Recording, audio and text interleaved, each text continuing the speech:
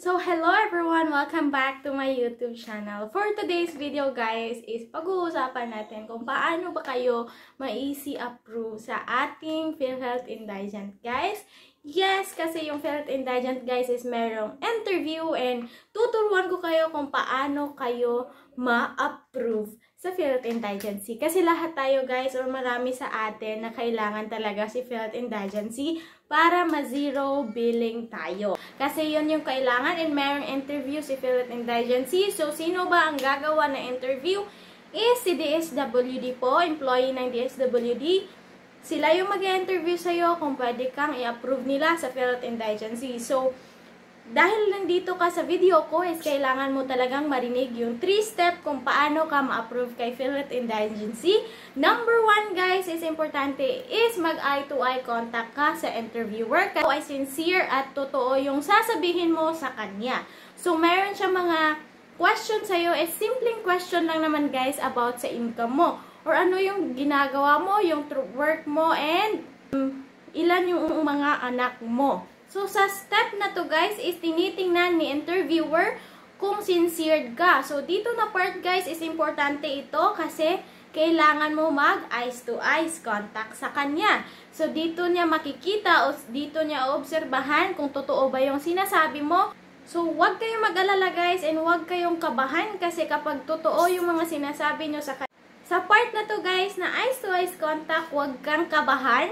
Kailangan mo lang talaga sabihin sa kanya yung totoong kailangan mo talaga si indigent. So, kung parehas ka or katulad ka na na yung minimum net income namin is 12,000 a month, is huwag kang kabahan guys kasi 100% sure ako na ma-approve ka. Pero if meron kang reason, for example, meron kang budget para doon or meron kang extra money, pero hindi expected si baby, no? Kasi meron talaga, hindi same reason kasi meron tayong different reason kasi kung bakit kailangan natin si indigent. Pero guys, hindi ko sinasabi sa inyo na magsinungaling kayo. So, while nag-eye-to-eye contact kayo guys, and nakikita, dyan siya nag-o-observe sa'yo if totoo yung sasabihin mo or hindi. Kasi malalaman naman talaga ng tao kapag hindi sincere yung sinasabi mo. Kasi hindi, yung mata natin guys, hindi tayo nakaka-eye-to-eye contact sa isang tao kapag nagsisinungaling tayo. So, make sure na i-explain nyo po. So, number 1 na sabi ko kanina is eye-to-eye contact. Yun yung sabi ko. So, number 2, guys, is mag-explain kayo ng mabuti. So, dito nyo ilabas lahat na kailangan. I-explain nyo lahat na kailangan nyo si PhilHealth Indigency.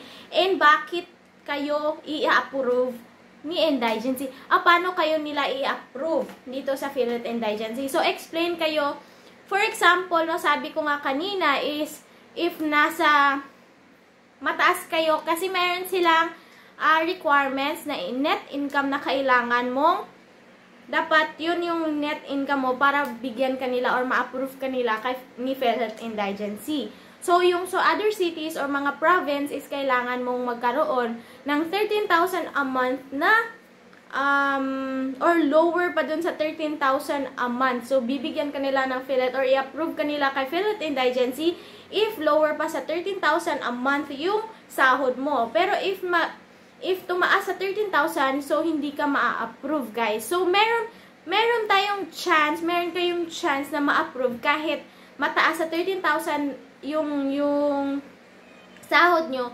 Explain nyo, guys, kung bakit kailangan nyo si indigency. So, dito na part, dito nyo bigyan talaga ng malaking explanation. So, dito kayo mag-explain sa interviewer at magmakaawa kayo na kailangan nyo talaga si indigency. Kasi guys, hindi natin sila masisisi kung bakit pinipili talaga nila. Kasi stricto talaga sila sa pagdating sa pag-approve sa indigency guys. Kasi maraming nangangailangan. So, hinahanap nila yung mga taong nangangailangan talaga kay indigency. Kasi malaking bagay ito sa mga mahihirap na tulad natin, yung indigency. Kasi malaking tulong yun guys. Zero billing yun. For example, magbibill tayo ng 30,000. So, magsi-zero bill yun kapag nasa public hospital tayo, di ba? So, malaking tulong talaga yun sa mga nangangailangan. So, number 3, guys, yung sasabihin ko dito, guys, is prayer talaga. So, yun yung sinabi ko, yun talaga yung isi-share ko sa inyo, yung ginawa ko lang talaga is prayer, guys. Kahit alam ko na ma-approve ako, guys, kasi nasa requirements na 12,000 kami below. So, yung monthly namin is 12,000. So, alam kong ma-approve kami. Pero, prayer is the key talaga, guys. So, nag-pray ako doon, guys, na sana ma-approve ako kasi kailangan namin. So, yun, isi-share ko din sa inyo na prayer din yung makakasagot sa inyong concern. So, syempre, bago kayo pumunta dun sa DSSD, so, mag-pray kayo kahit konti lang. Kahit 1 minute or kahit ilang sekundos lang dyan na mag-pray na sana ma-approve kayo. And yun lang yung ginawa ko, guys. 3 easy step na ginawa ko, guys. Sana nakatulong ako sa inyo.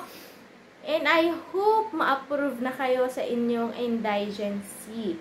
So, sabi ko nga sa inyo, yung mga ibang yung matataas yung mga sahod. But, meron kasing mga reason, guys, na nakikita ko sa comment section ko na malaki yung sahod nila, but hindi kasi, katulad ng baby, no? Minsan hindi natin yung ini-expect na dadating yung baby natin.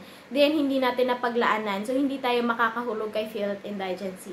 So, ang interviewer natin, guys, is tao din. And nakakaintindi din sila ng ating concern. So, during the interview, guys, magmakaawa kayo kung kailangan magmakaawa, kung kailangan nyo talaga. Pero if ever na hindi kayo ma-approve, just think positive, guys, na may taong mas kailangan yung indigency na yun. Kasi hindi lahat ng napapagbigyan nila, it is because sobrang daming nangangailangan nun. So, if ever na hindi kayo mapagbigyan, don't worry, guys.